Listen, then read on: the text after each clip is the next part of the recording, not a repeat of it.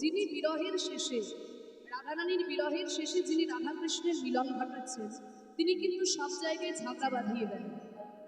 ঝগড়া বাঁধাবার জন্য একেবারে শাস্ত্রের পাতায় নাম কিনে বসে আছে। ওমা তাকে চেনো? কে বলো তো? বাহ, এই তো কীর্তন শুনে সব মুখস্থ করেছে নারদ মুনি। এই নারদ মুনি একেবারে ঝগড়া বাঁধাবার জন্য শাস্ত্রের পাতায় নাম কিনে বসে আছে। এমন নারদ মুনি এই ঝগড়া বাঁধাবার জন্য বিখ্যাত। মানে কোনো জায়গায় যদি কোনো কারণে ঝগড়া বেঁধে যায় আর দূর থেকে যদি কেউ তিনবার নারদ নারদ নারদ বলে দেয়, ঝগড়া কিন্তু একেবারে তিন গুণ হয়ে যায়। ওমা তোমরা আবার যেন প্রয়োগ করে দেখতে যেও, যে কীর্তনিয়া বলেছিল একটু চেষ্টা করে দেখি, এটি যেন করো না। আমি শুনেছি তাই বলছি। তা এমন নারদ মুনি জানো তো ঝগড়া বাঁধাবার জন্য বিখ্যাত। যখন ওই কংসকে দৈববাণী করা হলো যে দেবকীর অষ্টম গর্ভের সন্তান কংসকে বধ করবে, এবার কংস তো ভয়ে ভীত হয়ে গেছে, দেবকীর অষ্টম গর্ভের সন্তান আমার শত্রু, তাহলে আমি তাকে নিজের হাতে হত্যা করব। যেহেতু অষ্টম গর্ভের সন্তান আমার শত্রু, আমি তাকে নিজের হাতে হত্যা করব। কিন্তু বাকি যারা জন্ম নেবে তারা তো আমার শত্রু হবে না, তারা তো আমার কোনো ক্ষতি করবে না, তাহলে তাদেরকে আমি কেন শুধু শুধু মারতে যাব? মেরে কেন শুধু শুধু ইতিহাসের পাতায় নিজের নামটা খারাপ করে যাব? তারা আমাকে মামা মামা বলে ডাকবে, আমার তো বেশ ভালোই লাগবে। কিন্তু যেহেতু অষ্টম গর্ভের সন্তান আমার শত্রু, আমি তাকে নিজের হাতে হত্যা করব। এই কথা যখন কংস রাজা ভাবছে, তখন নারদ মুনি বলল যে না, কুমিরের চোখের জল তো বিশ্বাস করা যাবে না। হ্যাঁ, কুমিরের নিজের সন্তান ছাড়া অন্য কারোর জন্য চোখের জল পড়বে, এটা বিশ্বাসযোগ্য নয়। এবার নারদ মুনি যদি এই কংস রাজা যদি মায়া মমতায় বশবর্তী হয়ে যায় আর ভগবান যদি অবতার হয়ে না আসে, তখন কি হবে? তখন নারদ মুনি কংস রাজার কাছে গেছে, এই যে কংস রাজা আসুন আসুন আসুন, বলে শুনলাম নাকি দেবকীর অষ্টম গর্ভের সন্তান আপনাকে বধ করবে। বলে হ্যাঁ, তেমনই তো দৈববাণী হয়েছে, তাহলে আপনি তাকে হত্যা করবেন? বলে আমি নিজের হাতে হত্যা করব। আচ্ছা, তারা বাকি যারা জন্ম নেবে? বলে বাকি যারা জন্ম নেবে তারা তো আমার কোনো ক্ষতি করবে না, তারা তো আমাকে বেশ মামা মামা বলে ডাকবে, আমার তো ভালোই লাগবে। বলছে এই তো কংস রাজা, দেবতাদের ছলনায় তো তুমি ভুলে গেলি। বলে কেন, এতে ছলনার কি হলো? আচ্ছা ভালো করে বুঝিয়ে দিচ্ছি। এই যে বলুন, আমার হাতে কটা আঙুল আছে? আপনারা বলুন। 5টা আঙুল আছে। কোন দিকে গুনতে শুরু করেছেন? যদি এই দিক দিয়ে গুনতে শুরু করেন তাহলে 1 2 3 4 5, তাই তো? হ্যাঁ, এবার আমি যদি উল্টো দিক থেকে গুনতে শুরু করি, তাহলে আপনার যেটা 5 হয়েছিল আমার সেটা 1 হবে কিনা? আর আপনার যেটা 1 হয়েছিল আমার সেটা 5 হবে। তা কি বুঝছেন কংস রাজা? এইবার দেবতারা যদি উল্টো দিক থেকে গুনতে শুরু করে দেয়, তাহলে তো প্রথম গর্ভই অষ্টম গর্ভ হয়ে যাবে, আর আপনি যদি তাকে বাঁচিয়ে রাখেন সে তো আপনাকে বধ করবে। যেই নাই কথাটি বলল, কংস রাজা মনে মনে ভাবছে তাই তো, নারদ মুনি তো ভুল কিছু বলেনি, কারণ দেবতারা তো সবসময় ছলনা করে। এবার যদি এখন ছলনা করে আমার সঙ্গে ছলনা করা শুরু করে, আর যদি সে বেঁচে থাকে আমাকে যদি বধ করে, না না, এমনটা হতে দেওয়া যাবে না। তাহলে দেবকীর প্রত্যেকটি সন্তানকে আমি নিজের হাতে হত্যা করব। তাই কংস রাজা প্রত্যেকটি সন্তানকে নিজের হাতে হত্যা করতে শুরু করলেন। যদিও পরবর্তীকালে ভগবান শ্রীকৃষ্ণ দেবকীর অষ্টম গর্ভের সন্তান কংসকে বধ করলেন। তা এই হচ্ছে নারদ মুনি। ঝগড়া বাঁধাবার জন্য একেবারে শাস্ত্রের পাতায় নাম কিনে বসে আছে। কিন্তু আজকের লীলায় আমরা দেখব সেই নারদ মুনি কেমন ভাবে রাধা কৃষ্ণের মিলন ঘটাচ্ছেন। তার আগে একটু গৌর চন্দ্রিকাটা ছোট করে আস্বাদন করে নিন, কারণ মহাপ্রভু আমাদের মাঝখানে এসেছিলেন বলেই এই কীর্তনের রস আমরা আস্বাদন করতে পারছি। সংকীর্তন পিতা আমার গৌর হরি। আজকে মহাপ্রভু সেই রাধারানীর ভাবে বিভাবিত হয়ে 2 নয়ন ধারায় অঙ্গ ভেসে যায়, ভক্তগণের মাঝে বসে মহাপ্রভু আমার কাঁদছেন। আহা কাঁদিয়া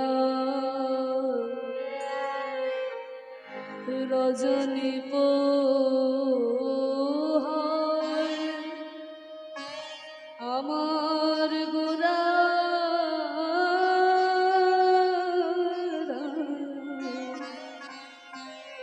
কাঁদিয়া রজনী পোহায়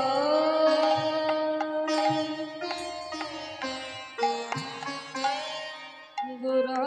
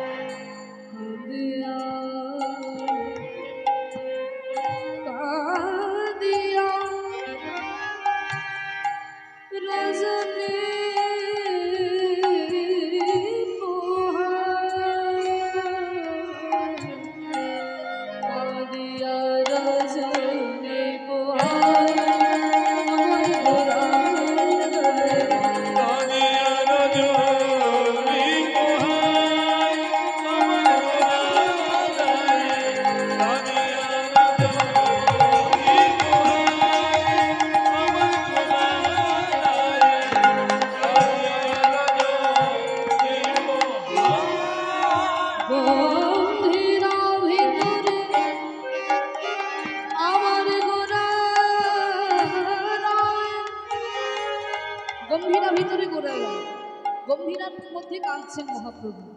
ও মাই গড, গম্ভীরাটা আবার কি জিনিস? আসলে গম্ভীরাটা কি জিনিস আমাদের বাঙালিদের জানার কথা নয়, কারণ এটা বাংলা শব্দই নয়, এটা হচ্ছে উড়িয়া শব্দ। উড়িয়া ভাষায় গম্ভীরা মানে হচ্ছে চোরা কুটুরি। চোরা কুটুরি, তোমার দেখবেন আগেরকার দিনে যারা রাজা জমিদার তাদের কত বড় বড় বাড়ি, জমিদার বাড়ি কত বড় বড় হয় না? তা বাড়ির কিন্তু অনেক চওড়া চওড়া দেওয়াল হতো, যেমন বড় বাড়ি তেমনি চওড়া চওড়া দেওয়াল। তা সেই দেওয়ালকে কেটে ছিদ্র করে তার মধ্যে একটা ঘর করা থাকতো, তাকে বলছে গম্ভীরা। উড়িয়া ভাষায় বলে গম্ভীরা। দেওয়াল কেটে তার মধ্যে ঘর। তা সেখানে কি করা হতো না, সোনা দানা হিরে জহরত যা কিছু দলিল দস্তাবেজ দামি দামি দামি দামি যা কিছু জিনিস ওখানে রাখা হতো। এবার উড়িষ্যার যিনি রাজা ছিলেন, রাজা প্রতাপরুদ্র, মহাপ্রভু কাঁদছেন, এটা কিন্তু নবদ্বীপে নয়, পুরী ধামে। উড়িষ্যার রাজা প্রতাপরুদ্র, প্রতাপরুদ্র যিনি গুরুদেব ছিল তার নাম হচ্ছে কাশী মিশ্র। এবার কাশী মিশ্র ছিল রাজার গুরুদেব, তাই তার দক্ষিণা কম ছিল না। হ্যাঁ, সাধারণ যারা গুরু হয় কত দক্ষিণা পায়? কি গো বাবা, তুমি তো গুরুগিরি করো গো। হ্যাঁ করি তো। কত টাকা দক্ষিণা পাও? কত দেয়? এখন খুব দিলে 1000 টাকা দেয়। বলে খুব বেশি হলে 1000 টাকা, তার বেশি তো নয়। কিন্তু মনে করুন প্রধানমন্ত্রী যিনি গুরুদেব, তার কি আর 1000 টাকা দক্ষিণা হবে? তার তো একেবারে ব্ল্যাঙ্ক চেক আসবে, তাই না? এবার রাজা প্রতাপরুদ্রের গুরুদেব ছিল কাশী মিশ্র, তাই তিনিও ছিলেন জমিদার। তাহলে তার ওই সোনাদানা হিরে জহরত মজুত করে রাখার জন্য ওই যে দেওয়াল কেটে ঘর, তাকে বলে গম্ভীরা। এবারে মহাপ্রভু যখন রাধারানীর ভাবে বিভোর হয়ে পাগলের মতো ছুটে ছুটে চলে যেতেন, ভক্তরা তাকে ধরে রাখতে পারতো না, উন্মাদের মতো ছুটে বেড়াতেন মহাপ্রভু। সবাই চিন্তায় পড়ে গেল, এই অবস্থায় মহাপ্রভুকে কোথায় রাখা হবে?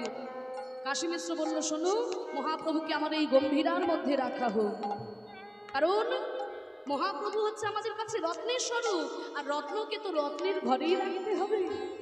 আর এই গম্ভীরার মধ্যে থেকে মহাপ্রভু চট করেই কোথাও বেরিয়ে যেতে পারবে না, আমরা তার উপরে নজর রাখতে পারবো। তাই ওই গম্ভীরার ভিতর থেকে সব কিছু দলিল দস্তাবেজ সোনাদানা সব সরিয়ে দেওয়া হলো, আর সেইখানে মহাপ্রভুর জন্য জায়গা করা হলো। আর ওই গম্ভীরার ছোট্ট কুটুরির মধ্যে আজকে মহাপ্রভু কাঁদছে।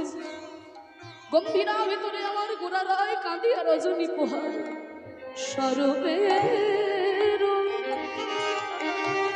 আজ গলায় ধরে প্রভুর দুনয়নে বহে পারে।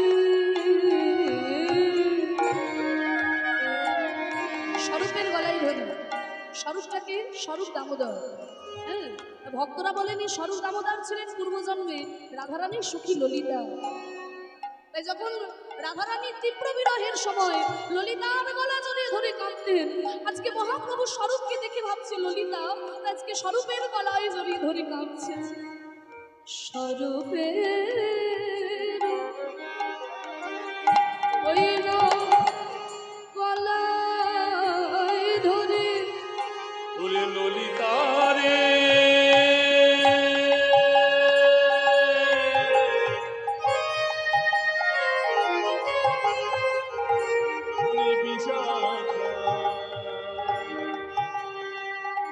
আমার প্রাণনাথ কেন এলো না, সে আসবে বলেও এলো না,